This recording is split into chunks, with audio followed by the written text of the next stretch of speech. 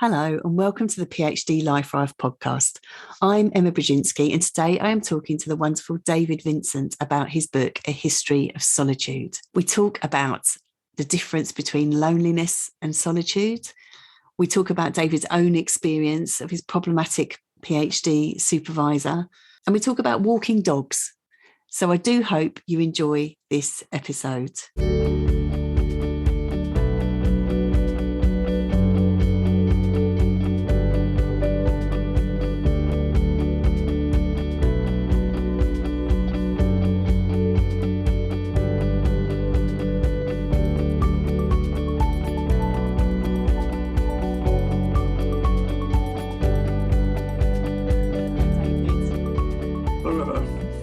Thank you so much for being here. I am so thrilled. I read your book, A History of Solitude, which is a beautiful book. I truly recommend it to people. And the topic, obviously, History of Solitude, I thought, well, this could be really interesting in terms of the way it might relate to the experience of PhD researchers. And that isn't really what it's about at all. In fact, scholars don't appear very much in it at all. There's a lot on smoking in terms of this discussion of smoking, which is amazing. But we're not going to talk about that tonight. But thank you for being willing to come and talk to us sort of tangentially about solitude and the PhD researcher. So the first thing I always ask people is to talk to us a little bit about their own experience of the PhD process. So could you tell us a little bit about that? The important point is where I began my student life, which is at the University of York, just after it had been founded. And it was the most exciting place to be, full of new staff, new ideas, and really interesting students. And I had a great time there. And at the end of my 3 years, I managed to get an award to do research at Cambridge.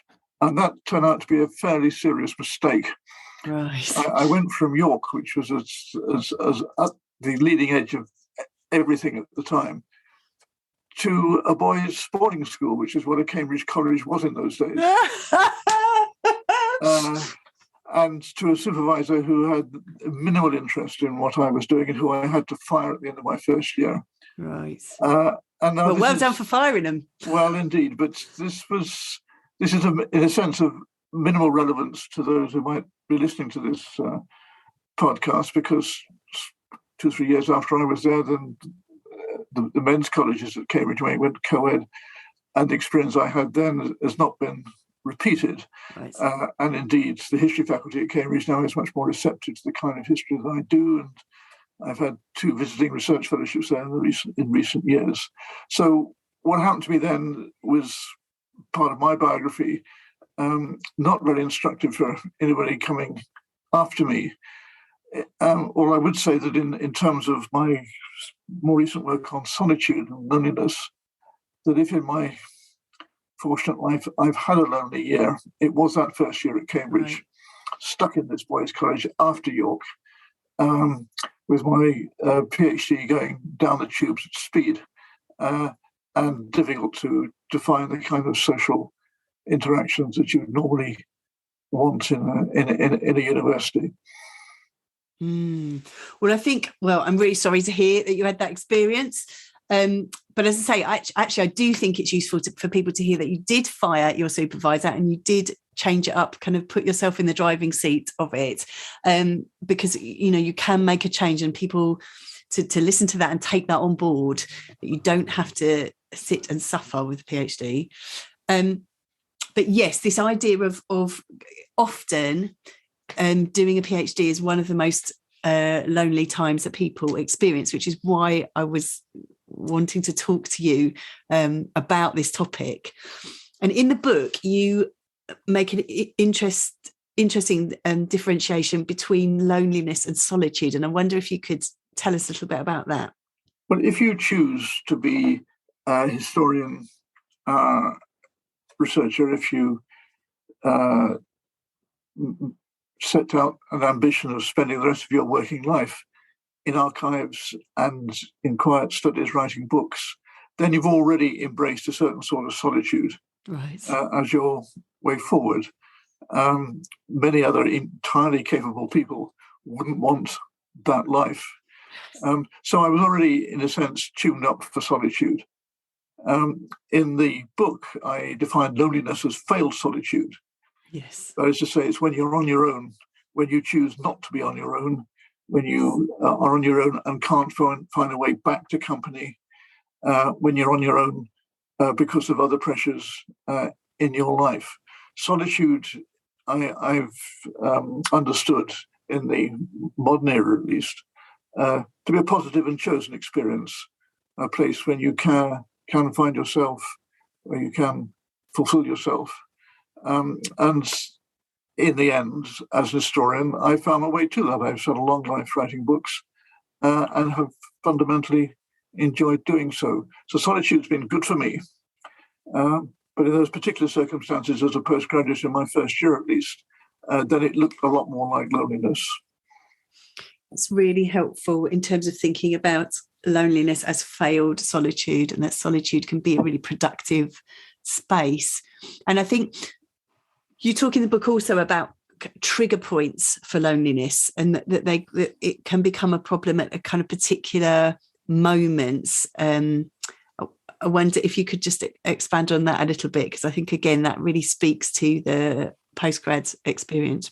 Well, the surveys which now are undertaken into loneliness get huge answers to the question, have you ever been lonely in your life?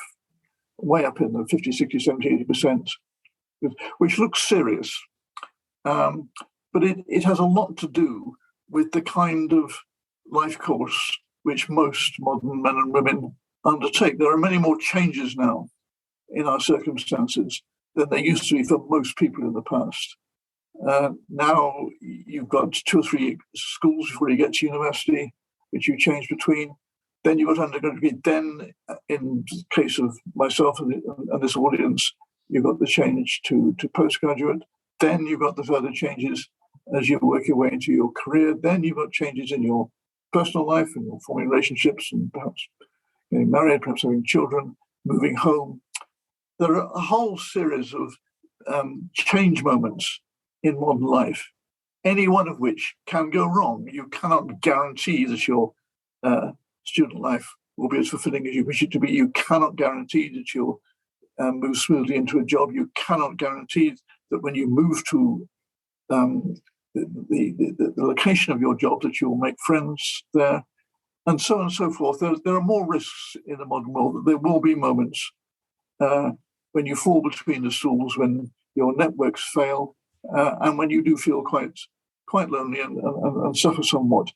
Everything's to do then with duration. You can define loneliness, as an experience which just gone on for longer than you'd like it to. We all of us know we take risks. If you go off to do a PhD, well, that's a risky business, and there's no way of taking risk out of doing a PhD. If you then are lucky enough to get a job, and many don't, in your trade, then there are risks then as you start out.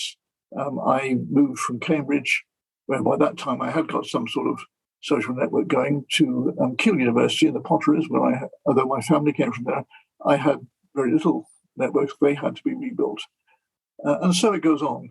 And the point is not to be too apprehensive about these moments of loneliness, if they are just moments, if they are just part of the contract you make with yourself. You say, I'll take the risk for being a PhD student for the pleasures it will give me, and I know there's a risk of loneliness. I'll take the risk of starting a new job in a new place. I know there's a risk of loneliness. And providing you know what you're letting yourself in for, and it doesn't go on too long, then it really isn't very serious. The statistics about loneliness that do matter, which usually affect about 5% of the population at any one time, are profound long-term loneliness, often caused by bereavement. And that's a different order of experience than, say, my own case, a young researcher stuck in a Cambridge college for a year. They're not the end of the world. It wasn't much fun, but it's then kill me. Yes, and I think that, obviously for some people it does become a serious issue when they're undertaking their doctoral studies. But I think what's really interesting there is you're picking up on this notion of what, as a therapist would talk this kind of transitional moments.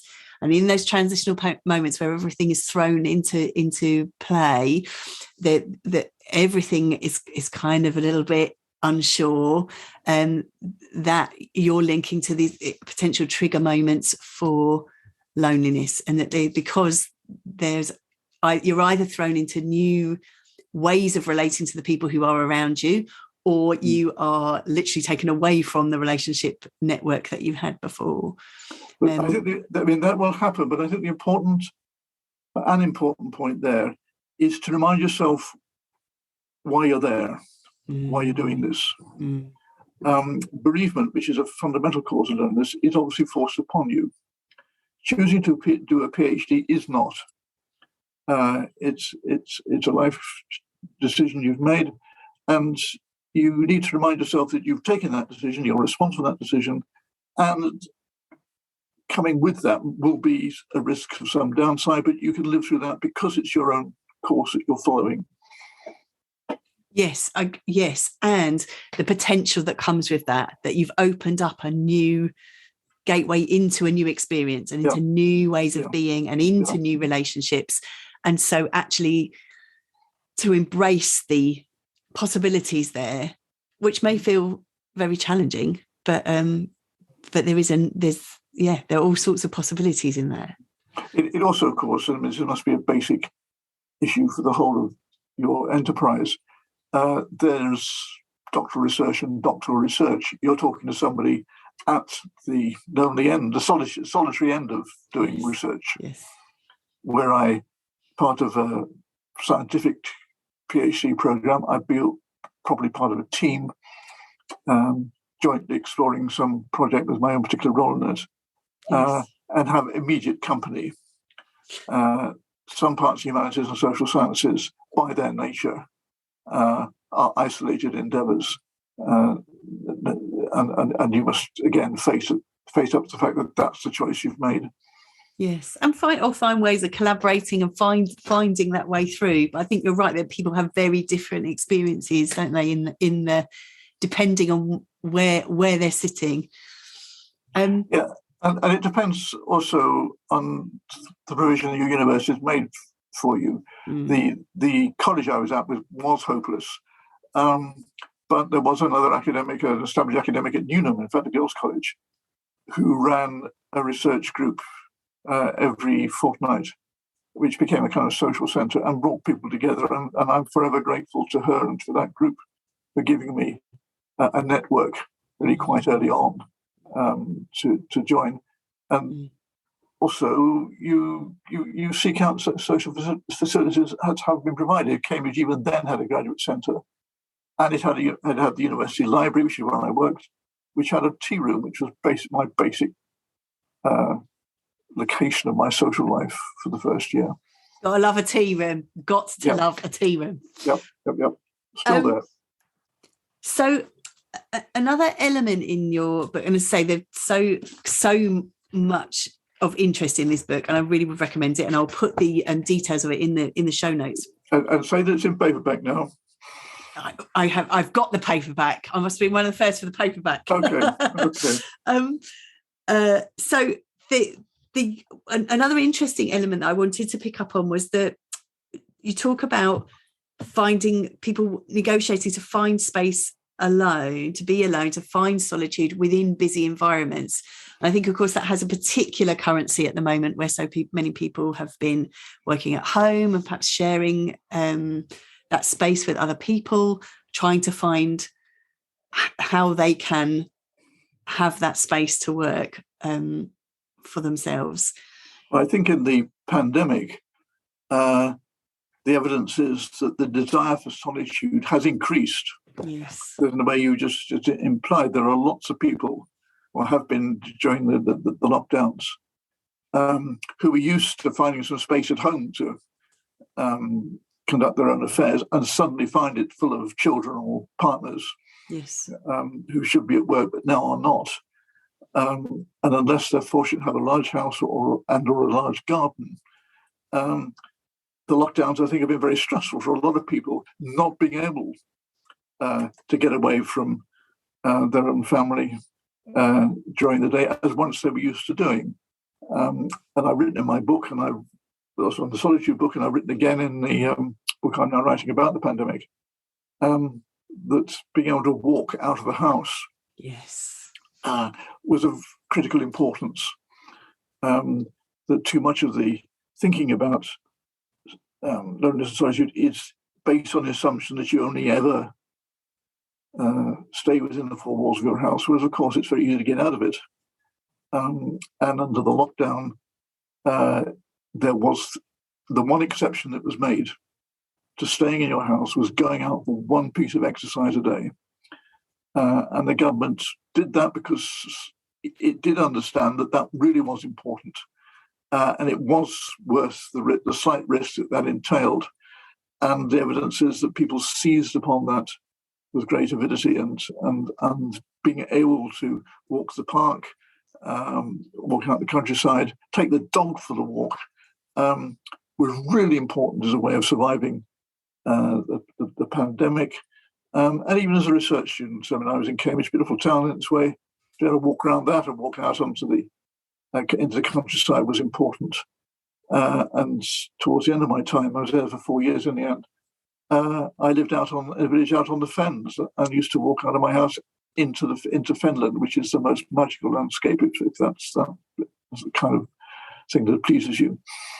Yes, I mean, I have to say that the walking chapter in the book was one of my favourites, truly inspirational. And I talk a lot with PhD researchers about walking and taking their PhD for a walk. And this sense of a walking practice, which is also that you talk about in the book, also is a kind of thinking practice, a meditative practice. Is there anything else you wanted to say about some of the fantastic material that you've got in that chapter? Well, what I've stressed in that chapter is that the history of leisure, which is quite a large sub-discipline, has by and large neglected. It was the basic way of getting time to yourself, of relaxing, and of taking in the scenery if it was available to you. And it's been much neglected by historians because it's just so dull, really, as a subject. There's not much to see or to write about. But in terms of how people balanced up their lives, found time for themselves, then just walking out of the house, taking a stroll, was probably the most important category of recreation that was available. And it's been reinvented by the pandemic, by the lockdowns. Yes. Where it's once more been an absolutely fundamental means of preserving people's sanity, either by themselves or, and this is another thing which postgraduates can do on the whole, buying a dog. Right. There are 12 million dogs now in this country as pets, which is a lot of dogs, a lot of walking every day.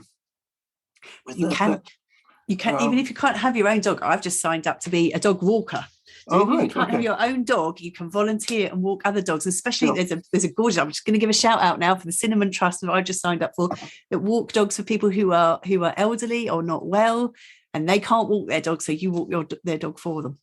Well, that's fine. Well, thanks for that. I mean, the other side of that, especially in places like France and Italy, where the rules are more fierce, where you had to have a dog to go for a walk, people would hire other people's dogs. What? To legitimise their walks, sometimes get arrested for it. The dogs themselves ended up completely exhausted. I bet. Blimey, I didn't know that. Hire a dog. Who are these people and how do they think of these things? So, David, I'm going to ask now a very unfair question, which I ask everybody coming on the podcast, in terms of a top tip or an idea for people to take away in terms of doctoral research, loneliness and solitude. Some final thoughts for us, please. Well, at a general level, the key thing is movement. Solitude isn't necessarily a good thing. Loneliness isn't necessarily a completely disastrous thing. What really matters is the ability to move between sociability, other people, and your own company. And rather than thinking hard about solitude or hard about being sociable, you need to think really seriously about your routes back and forth. That if you've got a solitary research life, as historians tend to have, make sure you've got company, structures, join things more active than you might, so that you always know that you can choose to move between the conditions of sociability and solitude. And it's that movement that matters, rather than one thing or the other. Oh, I love that. Exactly. And I say therapeutically, absolutely, just avoiding stuckness. Stuckness is where the difficulties start to arise. Yeah. So like you say, absolutely that kind of movement and choice that keeps things in play. Thank you so much for taking the time to be here. Thank you. I'm also very grateful. Before we started, we were saying you're sitting in a force what can't remember what force gale it was, but it's a 50-mile-an-hour wind. Yeah. We're still here. But we're still here, and we managed to maintain connection for almost all of the call. Lights are still on, so we're fine. Thank you so much, David. And as I say, I will put all the details in the show notes, and so that people can find out more about your work. And I am looking forward to reading your book on the pandemic. Well, good luck with your series. I wish it were around when I was a student. Bless you. Thank you very much. Bye-bye then. Thank you for listening to